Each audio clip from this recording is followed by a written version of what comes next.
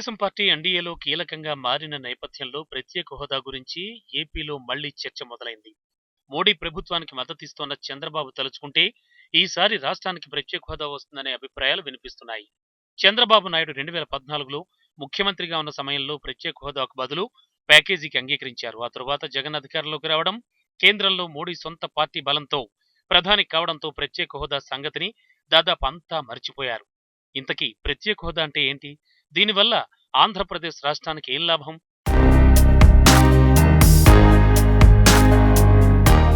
ప్రత్యేక హోదా ఇచ్చిన రాష్ట్రాలకు కొన్ని ప్రత్యేక అధికారాలు, నిధులు లభిస్తాయి. ప్రత్యేక ఆర్థిక సహాయంతో పాటు ఇతర ప్రయోజనాలు ప్రత్యేక హోదా కింద దక్కుతాయి. ఈ హోదా దక్కాలంటే ప్రణాళిక సంఘం సిఫార్సులు చేయాలి.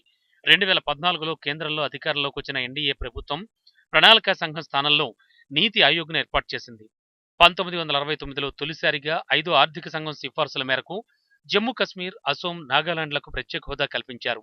ఈ 3 రాష్ట్రాలకు ఉన్న సామాజిక, భౌగోళిక, ఆర్థిక వెసులుబాటును దృష్టిలో ఉంచుకుని ప్రత్యేక హోదా ఇచ్చారు. ఆ తరువాతి పరిణామాల్లో మరికొన్ని రాష్ట్రాలకు కూడా ఈ హోదా దక్కింది.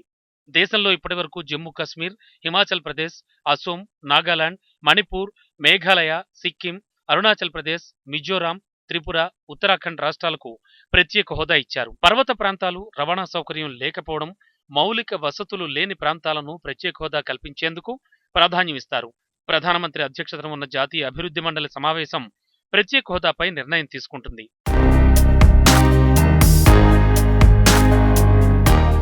ప్రత్యేక హోదా పొందిన రాష్ట్రాలకు కేంద్ర ప్రభుత్వ పథకాలకు 90% నిధుల్ని కేంద్రం సమకూరుస్తుంది. 10% రాష్ట్రాలు ఇస్తే చాలు. ఒక ఆర్థిక సంవత్సరం ఖర్చు చేయని నిధులను వచ్చే ఏడాది కూడా ఉపయోగించుకునే వెసులుబాటు ఉంటుంది. ఈ రాష్ట్రాలకు పన్నులు, సుంకాల్లో రాయితీలు కూడా లభిస్తాయి. ప్రత్యేక హోదా లేని రాష్ట్రాలకు కేంద్రం 60% నిధులనిస్తే రాష్ట్రాలు 40% నిధుల్ని భరించాలి.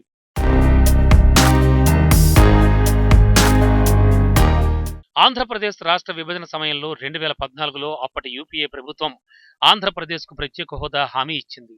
ఆంధ్రప్రదేశ్ పునర్విభజన చట్టం 2014లో ఈ అంశాన్ని చేర్చింది. అయితే 2014లో కేంద్రంలో యూపీఏ స్థానంలో ఎన్డీఏ ప్రభుత్వం ఏర్పాటైంది. ఆంధ్రప్రదేశ్ రాష్ట్ర ముఖ్యమంత్రిగా చంద్రబాబు నాయుడు బాధ్యతలు చేపట్టారు. అయితే ప్రత్యేక హోదాకు బదులుగా ప్రత్యేక ప్యాకేజీని అప్పటి ఎన్డీఏ ప్రభుత్వం ఇచ్చింది. ప్రత్యేక హోదాకు సమానమైన ప్యాకేజీని తీసుకోవడంపై చంద్రబాబు ప్రభుత్వంపై అప్పట్లో వైఎస్ఆర్సీపీ, జనసేన, కాంగ్రెసులు విమర్శలు చేశాయి. ప్రత్యేక హోదా కావాలంటూ ఆందోళనకు దిగాయి. ఈ పరిణామాలు రాజకీయంగా చంద్రబాబుకు నష్టం చేశాయి. 2024లో కేంద్రంలో ఇండియా కూటమి అధికారంలోకి వస్తే ఏపీకి ప్రత్యేక హోదా ఇస్తామని కాంగ్రెస్ హామీ ఇచ్చింది. కానీ ఇండియా కూటమి కేంద్రంలో అధికారానికి దూరంగా ఉంది.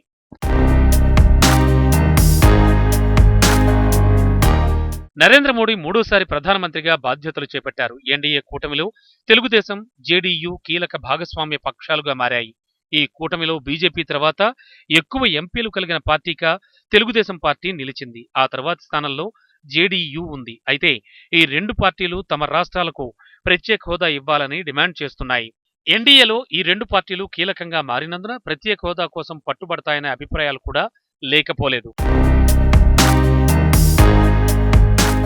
బీహార్ కుల సర్వే 2022 ఆధారంగా ప్రత్యేక హోదా కోరుతూ ఆ రాష్ట్ర అసెంబ్లీ తీర్మానాన్ని ఆమోదించింది. 2014లో రాష్ట్ర విభజన సమయంలో హైదరాబాద్, తెలంగాణకు వెళ్లడం వల్ల ప్రత్యేక హోదా ఇవ్వాలని ఏపీ కోరుతోంది. అంతేకాదు ఏపీ పునర్విభజన చట్టంలో ఈ అంశం ఉన్న విషయాన్ని కూడా ఏపీ సర్కార్ గుర్తు చేస్తోంది.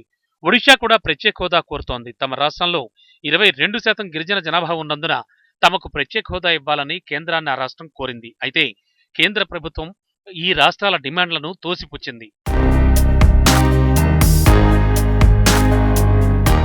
2014లో చంద్రబాబు సర్కార్ ప్రత్యేక ప్యాకేజీ తీసుకోవడంపై పాచిపోయిన లడ్డూలు పంపారని అప్పట్లో జనసేన అధినేత పవన్ కళ్యాణ్ విమర్శలు చేశారు.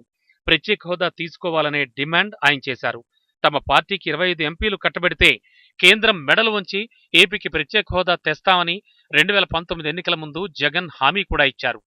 ఈ ఎన్నికల్లో వైఎస్ఆర్సీపీ 22 మంది ఎంపీ పదవులు దక్కించుకుంది. అయితే కేంద్రంలో మోడీ ఎన్డీఏ కూటమిలో బీజేపీ ఒంటరిగానే 303 సీట్లు గెలుచుకుంది. ఇతర పార్టీలపై ఆధారపడే పరిస్థితిలో మోడీ సర్కార్ లేనందున ప్రత్యేక హోదా డిమాండ్పై ఒత్తిడి తెచ్చినా ఉపయోగం లేదని జగన్ అప్పట్లో ప్రకటించారు.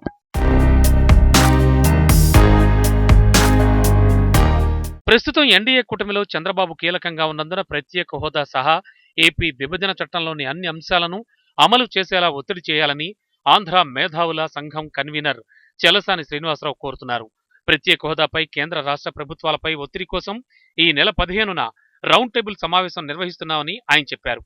తెలుగుదేశం పార్టీ డిమాండ్ చేస్తే ప్రత్యేక హోదాను కేంద్రం ఇస్తే సంతోషమని రాయలసీమ మేధావుల ఫోరం కన్వీనర్ పురుషోత్తమరెడ్డి అన్నారు. ఒకవేళ ప్రత్యేక హోదా ఇవ్వకుండా ఏపీ విభజన చట్టంలోని అంశాలకు అవసరమైన నిధులను కేంద్రం మంజూరు చేసేలా టీడీపీ సర్కారు ఒత్తిడి తీసుకురావాలని ఆయన కోరారు. ప్రత్యేక హోదా పేరుతో కాకుండా మరో రూపంలోనైనా రాష్ట్రానికి అవసరమైన నిధులను దక్కించుకునే వ్యూహంతో ముందుకు వెళ్లాలని ఆయన చంద్రబాబు సర్కార్కు సూచించారు. వైఎస్ జగన్ 2019లో అధికారంలో ఉన్న సమయంలో ఇతర పార్టీలపై ఆధారపడాల్సిన అవసరం కేంద్రంలోని ఎన్డీఏ ప్రభుత్వానికి లేదు. అయితే ఇప్పుడున్న పరిస్థితుల్లో ప్రత్యేక హోదా లేదా ఏపీ విభజన చట్టంలోని అంశాలకు అవసరమైన నిధులను తెచ్చుకోకపోతే తెలుగుదేశం ప్రభుత్వంపై పోరాటానికి వైఎస్ఆర్సీపీకి రాజకీయంగా కలిసి వచ్చే అవకాశం ఉంది.